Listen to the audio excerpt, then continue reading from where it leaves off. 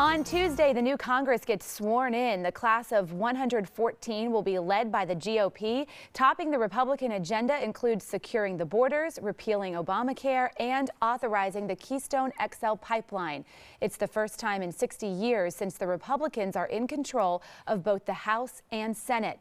So with that in mind, how will this Congress do? That's our topic this half hour, and we want to hear from you on our Fox 26 Facebook page. You can also weigh in on Twitter. Be sure to use the hashtag Fox26forlife. Joining us live in our newsroom is our Roundup panel, and it is led by our Fox 26 legal analyst, Chris Tritico. Hey, Chris, good morning. Good morning. All right, are you excited about this Congress? It's going to be an interesting year to see what happens.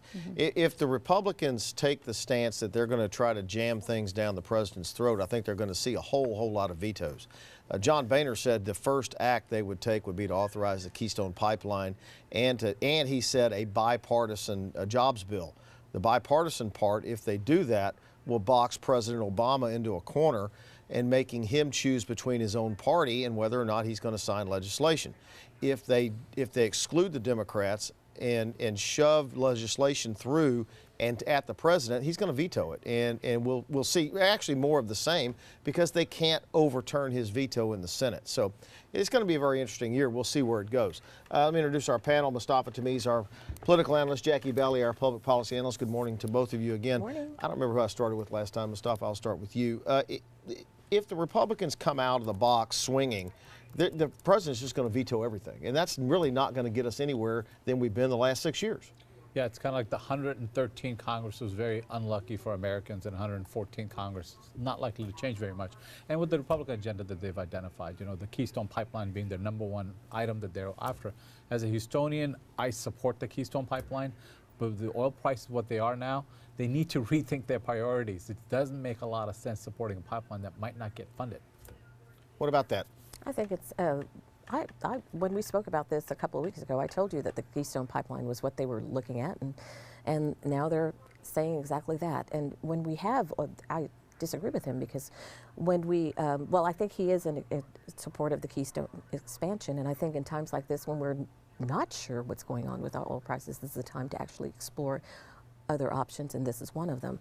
I also think that the immigration position that they've placed, securing the border first, we've heard that from day one, and I also think that the other priorities that they've outlined are in line with the priorities of what a majority of our voters and residents want. Now, you use the words of jamming down the president's throat. The president has made it clear that he disagrees with the majority of his colleagues, and yes, he will veto because he's made it clear that his agenda is really what he's My point at. is, does that make any sense? Does it make any sense to pass legislation knowing the president's going to veto it?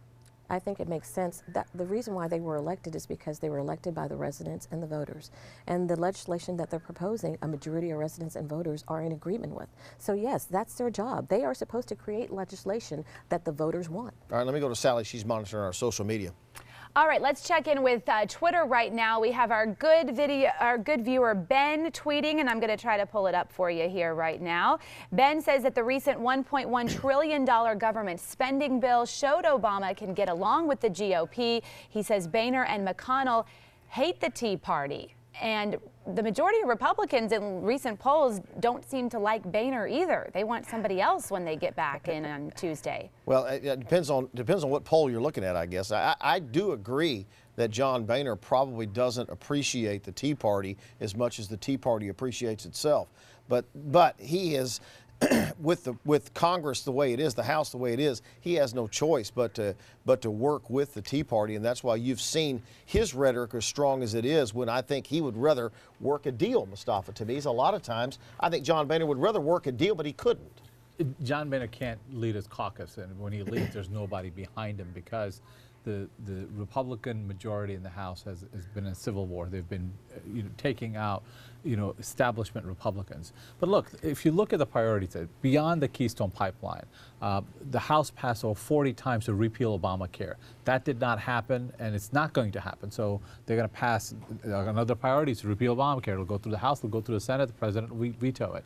On immigration, they've already said they're not interested in an immigration bill other than border security, and they disagree with what the president said. It said it angered them, and they're not going to be able to pass any kind of immigration reform. So what can this Congress do? And the answer is nothing.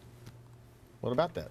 I mean, is Congress going to be content with passing legislation that gets vetoed and that's the end of it? I think that the president should, whenever we saw the largest majority come into the legislature since the 1920s, the president, his response was to the 1/3 who didn't vote, I hear you too. So I think the president, instead of us looking at what Congress did, because we voted them in, and we voted them in for a reason, and they will enact and provide the legislation and the bills that we're asking them to do. That's their job.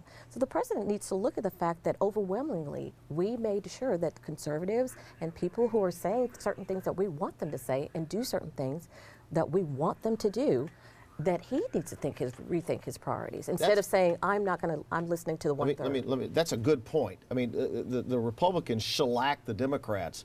Shouldn't the president be saying, wait a minute, let me work with you? Well, we also voted in the president, right? So, in these narrow gerrymandered districts, the Republican got elected in a time when there's the lowest voter turnout in the history of our nation.